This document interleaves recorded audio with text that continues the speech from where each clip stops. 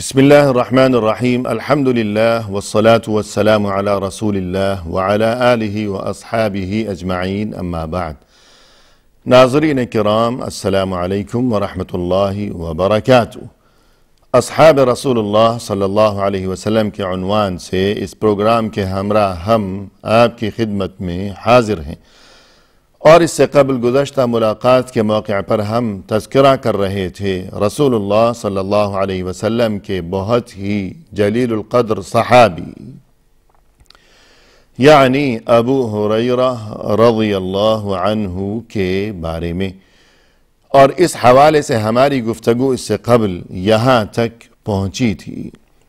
کہ مدینہ آمد کے بعد سن 7 ہجری میں ابو ہریرہ رضی اللہ عنہ کے رگو پے میں رسول اللہ صلی اللہ علیہ وسلم کے لیے عقیدت و محبت کے جذبات اس طرح سما گئے تھے کہ شب و روز اور صبح و شام رسول اللہ صلی اللہ علیہ وسلم کی خدمت میں حاضری، اور اسی طرح آپ صلی اللہ علیہ وسلم سے کسب فیض اور استفادہ اور دینی علم سیکھنے کا وہ ذوق و شوق اور وہ جذبہ کہ اسی چیز کو ابو ہریرہ رضی اللہ عنہ نے ہمیشہ کے لیے اپنے لیے اوڑھنا بچھونا بنایا اور اپنا شیوہ و شعار بنایا اور اپنا مقصد زندگی بنا لیا ہمیشہ کے لیے۔ زید بن ثابت انصاری رضی اللہ عنہ جو کہ رسول اللہ صلی اللہ علیہ وسلم کے مشہور و معروف صحابی ہیں، وہ فرماتے ہیں کہ ایک بار جب مسجد نبوی میں بیٹھا ہوا تھا اپنے ایک انصاری ساتھی کے ہمراہ، اسی دوران وہاں ابو ہریرہ بھی آ پہنچے اور ہم تینوں مل کر وہاں مسجد نبوی میں دعا میں مشغول ہو گئے۔ ہم اللہ کا ذکر کر رہے تھے، تلاوت قرآن کر رہے تھے، دینی احکام سیکھنے سکھانے میں مشغول تھے، ہم آپس میں مذاکرہ کر رہے تھے، دعا وغیرہ کر رہے تھے اللہ سے۔ اسی دوران ہم نے دیکھا کہ رسول اللہ صلی اللہ علیہ وسلم مسجد میں تشریف لا رہے ہیں، اور پھر آپ صلی اللہ علیہ وسلم چلتے ہوئے ہمارے پاس تشریف لائے اور ہمارے درمیان آ کر بیٹھ گئے، وہیں تشریف فرما ہو گئے مسجد نبوی میں ہم تینوں کے ساتھ،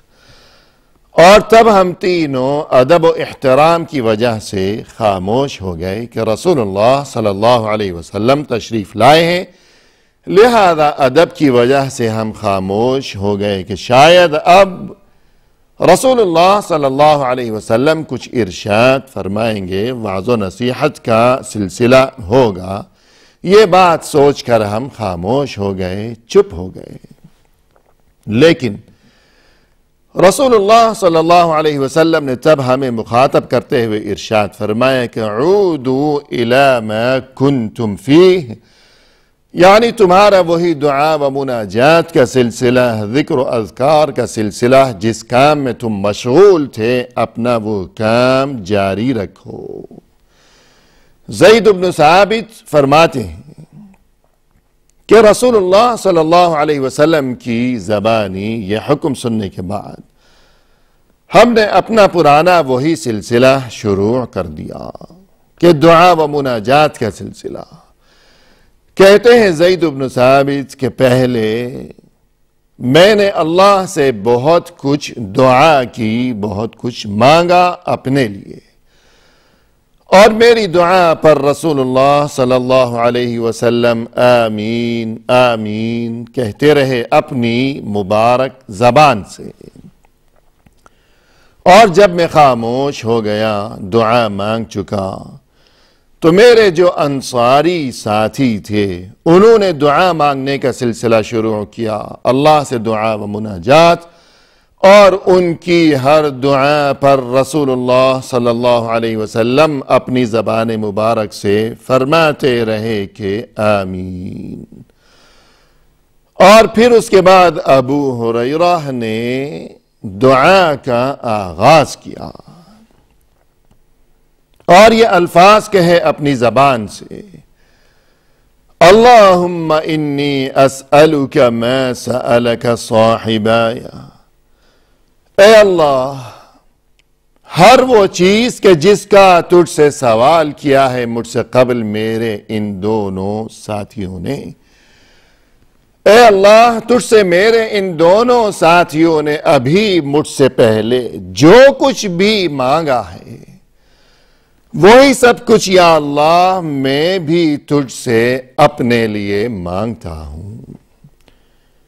اور پھر اس کے بعد ابو ہریرہ نے دعا کرتے ہوئے مزید یہ الفاظ بھی کہے کہ اللہم انی واسألک علما لا ینسا، اے اللہ میں تجھ سے مانگتا ہوں ایسا علم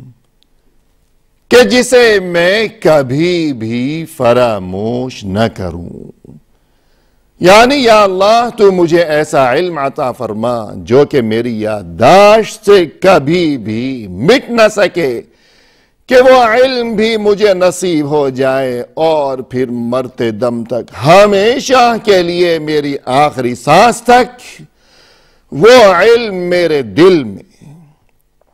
اور وہ میرے دماغ میں، میرے ذہن میں ہمیشہ کے لیے وہ علم محفوظ ہو کر رہ جائے۔ کہ کس قدر عجیب بات ہے یہ اور کس قدر عجیب انداز ہے یہ ابو ہریرہ کا، کہ وہ سب کچھ بھی اللہ سے مانگ لیا کہ جو ان سے پہلے ابھی مسجد نبوی میں رسول اللہ صلی اللہ علیہ وسلم کے سامنے ان کے دونوں ساتھیوں نے اللہ سے جو کچھ بھی مانگا ہے اور جس پر رسول اللہ صلی اللہ علیہ وسلم نے آمین کہا ہے، وہ سب کچھ بھی ابو ہریرہ نے اپنے لیے مانگ لیا اور اس سے بڑھ کر مزید یہ دعا بھی کر لی کہ یا اللہ تو مجھے توفیق دے کہ مجھے ایسا علم نصیب ہو جائے کہ علم بھی نصیب ہو جائے تیرے دین کا، اور پھر یہ کہ ہمیشہ کے لیے علم کا وہ خزانہ میرے سینے میں محفوظ ہو کر رہ جائے کہ کبھی میں اسے نہ بھلاؤں۔ اس پر رسول اللہ صلی اللہ علیہ وسلم نے فرمایا کہ آمین۔ تو ناظرین کرام، زید بن ثابت رضی اللہ عنہ فرماتے ہیں کہ ہمیں بہت زیادہ حیرت ہوئی، انتہائی تعجب ہوا کہ علم کے لیے اتنا شوق اور اتنا جذبہ اور یہ اتنی لگن اور یہ اتنی تڑپ کہ کس قدر عجیب و غریب دعا کی ہے اس شخص نے کہ ہماری تو اس طرف کبھی توجہ ہی نہیں گئی۔ اور تب زید بن ثابت رضی اللہ عنہ فرماتے ہیں کہ ہم نے جب یہ منظر دیکھا اور یہ کیفیت دیکھی تو ہم نے عرض کیا، ہم دونوں نے بھی عرض کیا کہ اے اللہ کے رسول، اللہ سے دعا فرمائیے کہ علم کی یہ دولت ابو ہریرہ کی طرح ہمیں بھی نصیب ہو جائے اور پھر کبھی ہمارے سینے سے، ہمارے دل و دماغ سے علم کی یہ دولت نکل نہ سکے۔ ہمارے لیے بھی دعا فرمائیے کہ جس طرح ابو ہریرہ نے دعا کی ہے اور آپ نے فرمایا ہے کہ آمین۔ لیکن رسول اللہ صلی اللہ علیہ وسلم نے تب زید بن ثابت کو جواب دیتے ہوئے فرمایا کہ اے زید، سبقکم بها الغلام الدوسی، کہ یہ جو دوسی نوجوان ہے یعنی ابو ہریرہ کہ جن کا تعلق قبیلہ دوس سے ہے، یہ دوسی نوجوان یہ تو تم دونوں سے سبقت لے جا چکا ہے اس معاملے میں، یہ آگے بڑھ گیا، بس بات ختم ہو گئی۔ یعنی کہنے کا مقصد یہ ہے ناظرین کہ بعض اوقات کوئی قبولیت کی گھڑی ہوتی ہے، بڑی خاص اور انتہائی مبارک لمحہ ہوا کرتا ہے کوئی، اور اس موقع پر جس کسی نے اللہ سے جو مانگ لیا، جو دعا مانگ لی سو مانگ لی، جو بات ہو گئی سو ہو گئی، اور جب وہ گھڑی گزر چکی، قبولیت کا وہ لمحہ گزر گیا، تو بس اب وہ موقع ہاتھ سے نکل گیا۔ رسول اللہ صلی اللہ علیہ وسلم کو چونکہ اللہ کی طرف سے شاید خبر دے دی جاتی ہوگی ایسے لمحات کے بارے میں کہ ابھی قبولیت کی گھڑی ہے، اور وہ بھی شاید کوئی ایسی ہی گھڑی تھی کہ جب ابو ہریرہ نے وہ دعا کی اور اس پر رسول اللہ صلی اللہ علیہ وسلم نے فرمایا کہ آمین، اور اس کے بعد وہ لمحہ گزر چکا، وہ موقع گزر چکا، تو جب زید بن ثابت نے یہ گزارش کی کہ اے اللہ کے رسول، یہی دعا ہم بھی کرتے ہیں اور آپ ہماری اس دعا پر آمین کہہ دیجئے، لیکن رسول اللہ صلی اللہ علیہ وسلم نے جواب میں ارشاد فرمایا کہ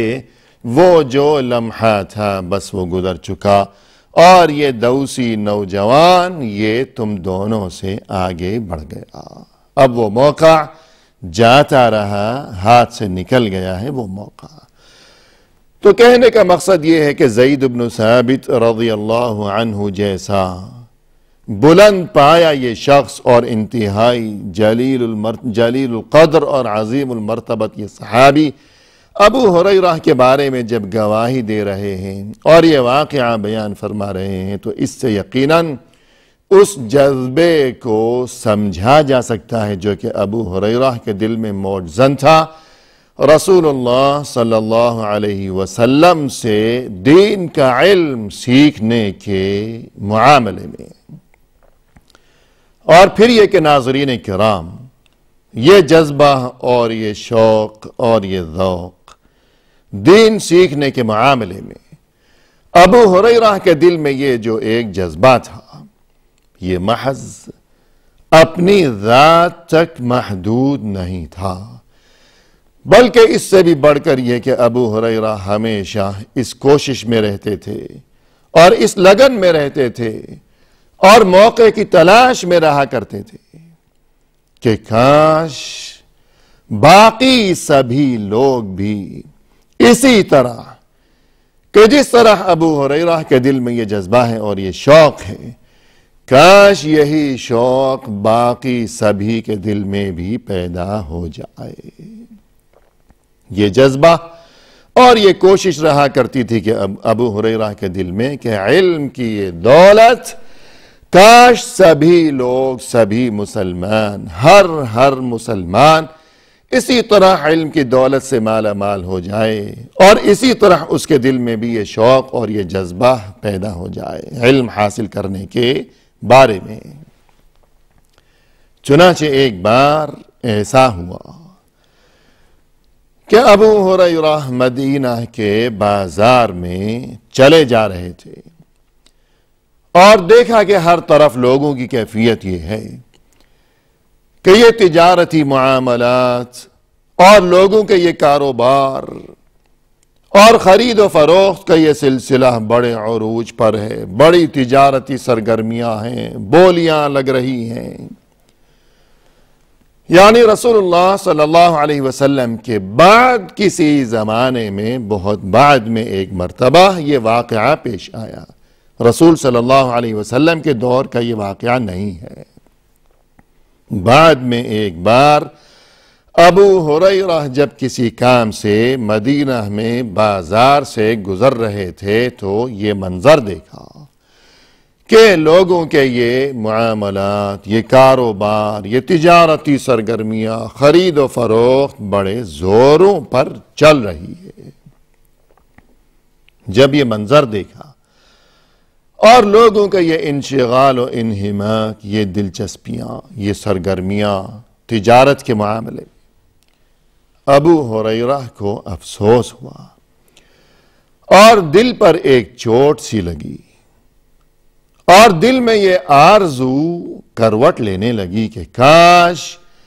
یہ لوگ، یہ مسلمان، جس طرح ان کی یہ دلچسپیاں اور ان کی یہ سرگرمیاں کہ کس طرح یہ فنا ہوئے جا رہے ہیں کاروبار کے معاملے میں، کاش ان کی یہ دلچسپیاں اسی طرح اللہ کا دین سیکھنے کے معاملے میں بھی ایسی ہی دلچسپیاں ہوتی اور اپنی آخرت سنوارنے کے بارے میں بھی اور آخرت کے معاملے میں بھی ایسی ہی فکر ہوتی ان کے دلوں میں اور ایسا ہی جذبہ ہوتا کاش۔ اور تب ابو ہریرہ سے رہا نہ گیا، صبر نہیں ہوا، اور وہاں بازار میں ایک جگہ کھڑے ہو کر بلند آواز سے یوں کہنے لگے ان تاجروں کو مخاطب کرتے ہوئے، ما اعجزکم یا اہل المدینہ، ما اعجزکم یا اہل المدینہ، کہ ارے مدینہ والو، تم کس قدر پست ہمت ہو، تم کس قدر نکمے ہو۔ وہ لوگ ابو ہریرہ کی زبانی یہ باتیں سننے کے بعد بہت ہی حیران ہوئے کہ ابو ہریرہ کو کیا ہو گیا، یہ کیا کہہ رہے ہیں آج ابو ہریرہ کہ اے مدینہ والو، تم کتنے نکمے ہو، تم کتنے پست ہمت ہو۔ یہ بات سن کر وہ تاجر لوگ یوں کہنے لگے کہ اے ابو ہریرہ، ہمیں بتائیے کہ آپ کو کیسے یہ اندازہ ہوا، ہماری پست ہمتی، ہمارا نکما پن آپ کو کہاں نظر آ گیا، کیسے آپ کو پتہ چلا کہ ہم نکمے ہیں، پست ہمت ہیں۔ تب ابو ہریرہ یوں کہنے لگے کہ میراث رسول اللہ صلی اللہ علیہ وسلم یقسم وانتم ہاہنا، رسول اللہ صلی اللہ علیہ وسلم کی میراث تقسیم کی جا رہی ہے اور تم لوگ یہاں خواب غفلت میں مبتلا، تم لوگ یہاں خرید و فروخت میں لگے ہوئے ہو۔ رسول اللہ صلی اللہ علیہ وسلم کی میراث بٹ رہی ہے۔ بہت تعجب ہوا انہیں اور پوچھا کہ رسول صلی اللہ علیہ وسلم کی میراث کہاں تقسیم ہو رہی ہے، ہمیں بتائیے، ہم بھی جائیں۔ ابو ہریرہ نے فرمایا کہ مسجد میں اس وقت تقسیم ہو رہی ہے رسول اللہ صلی اللہ علیہ وسلم کی میراث۔ تب ان لوگوں نے اپنا کاروبار چھوڑا، اپنی خرید و فروخت کے معاملات کو بند کیا اور اپنی دکانوں کو چھوڑا اور دوڑے دوڑے وہاں پہنچے۔ سبھی لوگ مسجد کی طرف بھاگنے لگے اور ابو ہریرہ یہاں بازار میں اسی جگہ کھڑے ان کا انتظار کرتے رہے کہ دیکھیں کیا بنتا ہے۔ اور کچھ دیر جب گزری تو وہ تاجر لوگ مایوسی کی حالت میں اور منہ لٹکائے ہوئے دیکھا کہ چلے آ رہے ہیں اور ابو ہریرہ کو دیکھ کر کہنے لگے کہ اے ابو ہریرہ، مسجد میں تو کوئی میراث نہیں بٹ رہی رسول صلی اللہ علیہ وسلم کی، وہاں تو کچھ بھی نہیں ہے، آپ کہہ رہے تھے کہ وہاں میراث تقسیم ہو رہی ہے، یہ کیا بات کی ہے آپ نے؟ ابو ہریرہ نے جواب دیا کہ مسجد میں تم لوگوں نے کچھ بھی نہیں دیکھا۔ تو وہ تاجر لوگ کہنے لگے کہ ہاں ہم نے کچھ دیکھا تو ہے۔ تو پوچھا کہ کیا دیکھا؟ تو کہنے لگے کہ میراث تو وہاں کچھ بھی نہیں بٹ رہی، ہاں البتہ ہم نے دیکھا کہ کچھ لوگ وہاں مسجد میں نماز میں مشغول ہیں